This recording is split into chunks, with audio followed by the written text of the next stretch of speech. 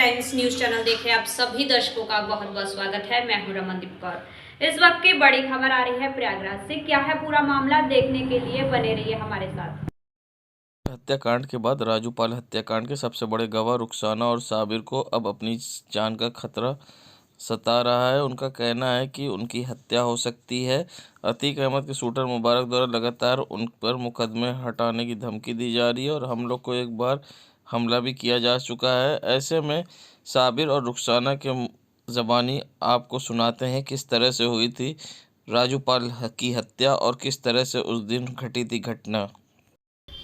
जिस दिन राजूपाल हत्याकांड हुआ है, मैं और मेरी पत्नी रुखसाना बेगम, मैं करबला में रहता था, उनको लेकर के उनके बहन के घर जा रहा था। तो पीछे से राजूपाल विधायक की गाड़ी और एक गाड़ी उनके पीछे और थी काले रंग की, जिसको बुद्धि पटेल चला रहा था। उन्होंने हमसे और हमारी पत्नी से कहा कि भाई भाभी आज मेरे घर चलिए, आपसे कुछ बहुत ज़रूरी बातें बतानी है और करनी है। मैंने उनसे बताया भी कि मैं कहाँ जा रहा हूँ और अभी लौट के आऊँगा।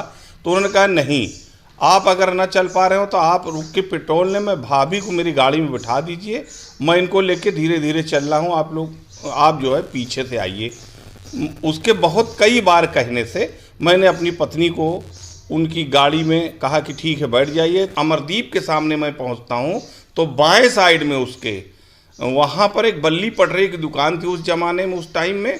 वहाँ उनसे गाड़ी टच हो करके और वहीं खड़ी थी और वहाँ मैंने देखा कि संदीप यादव जो है वो ज़मीन पर पड़ा है, उसको गाल पे गोलियां लगी हैं। पाल को गर्दन में 2-3 गोलियां ऐसा लग रहा है लगी है, पूरे शरीर से खून बह रहा था, गाड़ी में खून भरा हुआ था।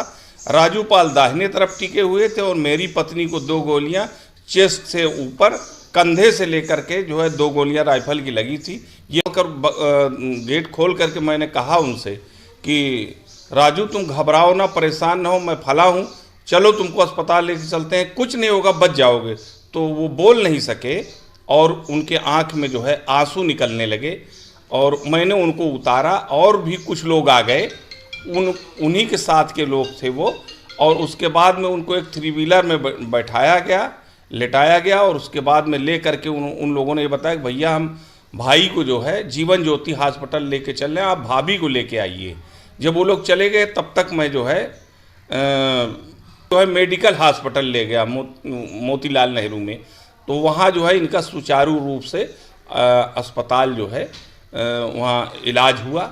और जब मैं घटनास्थल पे पहुँचा था तो मैंने ये देखा था जो मुलजिमान थे वो जो है 3 गाड़ियाँ थी, उसमें बैठ करके वो पश्चिम की तरफ यानी धूमनगंज थाना जिस साइड में पड़ता है वहीं उसी तरफ वो सारे मुलजिमान भागे। इतना बड़ा आज 18 साल हो गए हैं, न जाने कितनी बार मुझको टेलीफोन से धमकी गई, न जाने बिरादराना कुछ पंचायतें हुई कि आप जो है मुस्लिम हो, क्यों ऐसा करते हो, आप ऐसा करिए कि भाई से मामला ख़त्म कर दीजिए, उनके खिलाफ़ कोई बयान न दीजिए। जब सीबीआई को बयान हो गया तो उसके बाद हमारे गांव का एक उन्हीं का बहुत ही खास गुर्गा है जो शार्प शूटर है, जिसका नाम है मुबारक जो है मुबारक और अपने अन्य साथियों के साथ 4-5 साथियों के साथ आया और हमारी पत्नी पर जानलेवा हमला आगे और अपनी जान बचा लिए। और ये लोग छत पर चढ़ गए, मेरे पास लाइसेंसी राइफल है मेरे पत्नी के नाम, इन लोगों ने हवा में फायर किया। वो मुलजिमान फायर करते हुए गाली देते हुए बक्सी मोड़ा की तरफ चले गए। तो ये भी एक बड़ी घटना थी, ऐसा लगा कि अब लोग अतीक हम लोगों को मरवा ही के दम लेगा। इसका मुकदमा थाना करैली में उसी टाइम जो है मुकदमा पंजीकृत कराया गया था। कर्मी दोनों लोगों को मिले और क्योंकि हम 3-4 मुकदमे में हम लोग गवाह हैं, एक गैंगस्टर में हम गवाह हैं जो MLA MP कोर्ट में चल रहा है, दूसरा राजूपाल वाले मुकदमे में गवाह है, मेरा बेटा एक मुकदमे में गवाह है। तो मैं मुकदमे की पैरवी भी करता हूँ यहाँ से लेके लखनऊ तक। तो कम से कम हम लोगों को सुरक्षा दी जाए ताकि हम लोग अपनी जान माल की सुरक्षा कर सकें। और रही बात अतीक की, इनसे लड़ने की, तो हम इनसे आखिरी सांस तक लड़ेंगे। अपने घर से निकली और जात रही अपने बहन की ना, और गली में हमारा तेल ख़त्म होगा गाड़ी के, तो वहाँ तेल रोक के ले लागे। राजू विधायक मिले, कहें भाभी चला घर हमारे साथ है।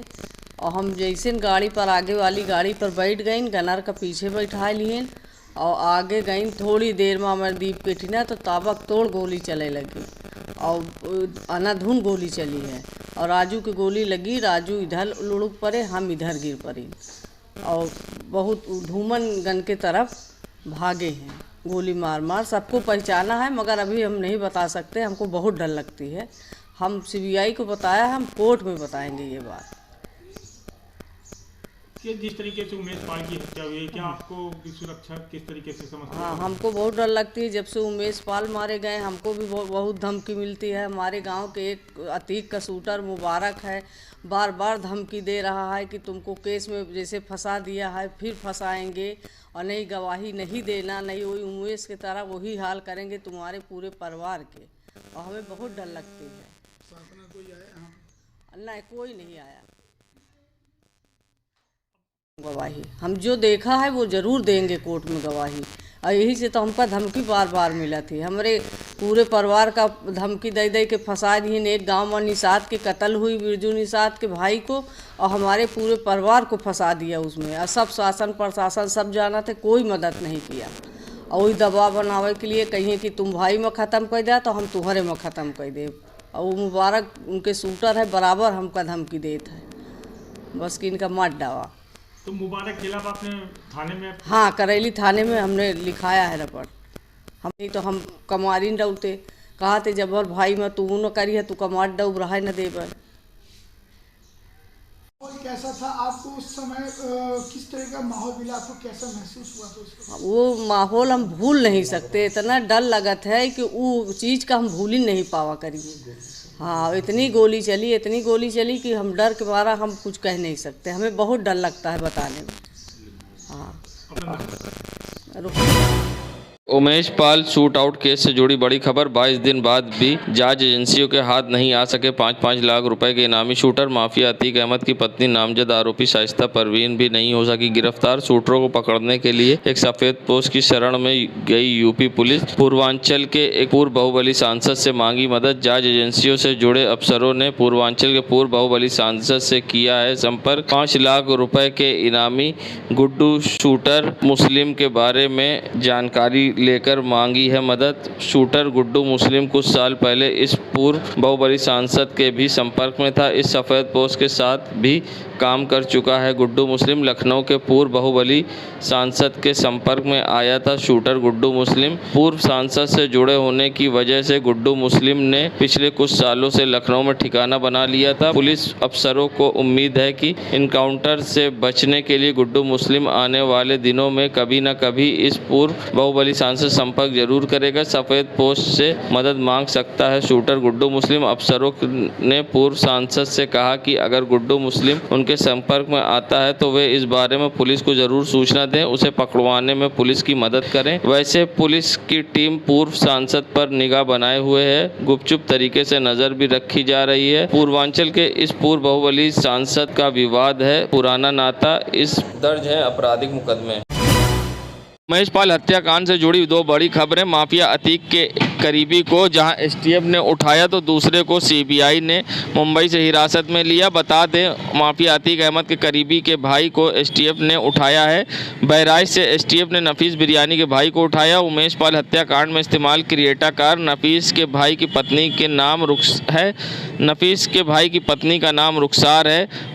माफिया अतीक अहमद का फाइनेंसर है। नफीस बिन करीबी को मुंबई से हिरासत में लिया। सीबीआई ने अतीक के करीबी नसीम को हिरासत में लिया। नसीम को पकड़कर मुंबई से प्रयागराज ला रही सीबीआई। हत्याकांड के बाद फरार शूटरों को मदद का आरोप। नसीम को सीडीआर के आधार पर सीबीआई ने पकड़ा। नसीम की अतीक के कई गुर्गों से हुई थी बातचीत। यूपी के पूर्वांचल का मूल निवासी बताया जा रहा है। नसीम अतीक अहमद का करीबी है। नसीम प्रयागराज में नफीस इटॉन बिरयानी के नाम से चलाता था दुकान। प्रयागराज के बॉयज हाई स्कूल के सामने थी नफीस की इटॉन नाम से बिरयानी की दुकान।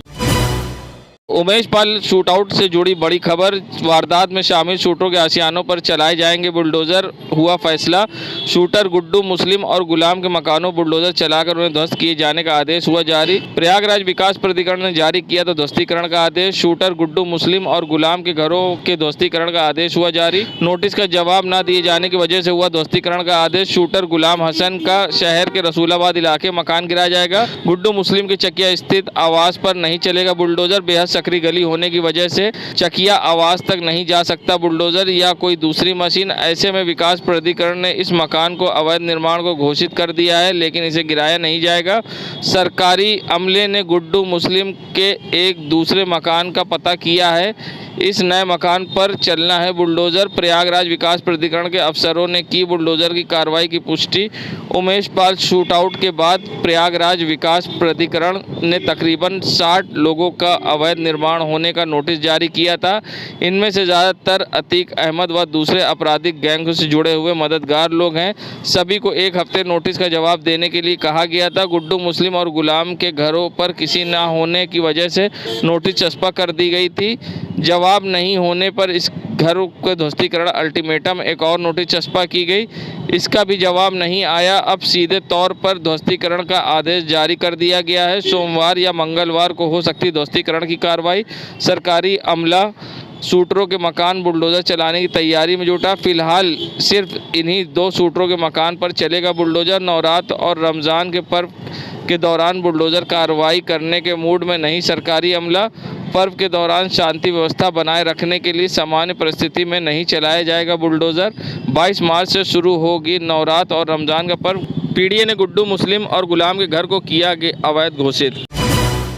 संगम नगरी प्रयागराज में जहां कल्याणी देवी चौराहे के पास आज सुबह 11,000 लाइन का पोल अचानक गिर पड़ा, जिसके गिरते ही अफरा तफरी का माहौल मच गया। स्थानीय लोग भागकर कल्याणी देवी फर्स्ट सब स्टेशन पहुंचे, लेकिन बिजली विभाग संविदा कर्मियों की हड़ताल के कारण कोई भी कार्य नहीं हुआ। ऐसे में नगर निगम के द्वारा अपनी टीम भेजकर 11,000 लाइन को ऊपर उठाकर बनवाया जा गया और साथ ही सबसे बड़ी बात कि बड़ा हादसा होते टल गया। तो वहीं दूसरी तरफ करेली के 60 फीट पर हड़ताल से लोग नाराज़ होकर चक्का जाम कर दिया और बिजली की पूर्ति को चालू करने के लिए जमकर नारेबाजी की और साथ ही करेली पावर हाउस का घेराव किया। तो वहीं समाज सेवी नदीम अली ने मौके पर पहुंचकर स्थिति को संभाला और किसी तरह से करेली के नए फीडर को चालू कराया, जिससे लोगों की लाइट मिल सकी है, मगर अन्य फीडर अभी भी बंद हैं और लोग परेशानी का सामना कर रहे हैं। संगम नगरी प्रयागराज में जहां अपनी मांगों को लेकर बिजली कर्मियों का धरना प्रदर्शन जारी है, ऐसे में विद्युत सेवाएं बाधित हैं और लोगों को परेशानी का सामना करना पड़ रहा है। ऐसे में 24 घंटे से ज़्यादा होने के बाद अब लोगों में आक्रोश बढ़ता जा रहा है। तो वहीं आज तेलियरगंज में सड़कों पर लोग उतर आए और जमकर नारेबाजी की और विद्युत आपूर्ति को बहाल करने की मांग करते हुए लोगों ने चक्का जाम कर दिया। जहां कि लखनऊ राजमार्ग को आज जाम करने के बाद लोगों ने नाराज़गी दिखाई और विद्युत विभाग कर्मचारियों के खिलाफ जमकर नारेबाजी की। उनका कहना था जो चाहे सरकार को उनकी मांग पूरी करनी हो या जैसे भी विद्युत विभाग की सेवाएं चालू होनी चाहिए, जिससे कि लोगों को बिजली मिल सके। बिजली की आपूर्ति ठप होने के कारण लोगों में आक्रोश था और तेलियरगंज पर सीढ़ी रखकर रास्ता बंद कर दिया और लोगों ने जमकर नारेबाजी की।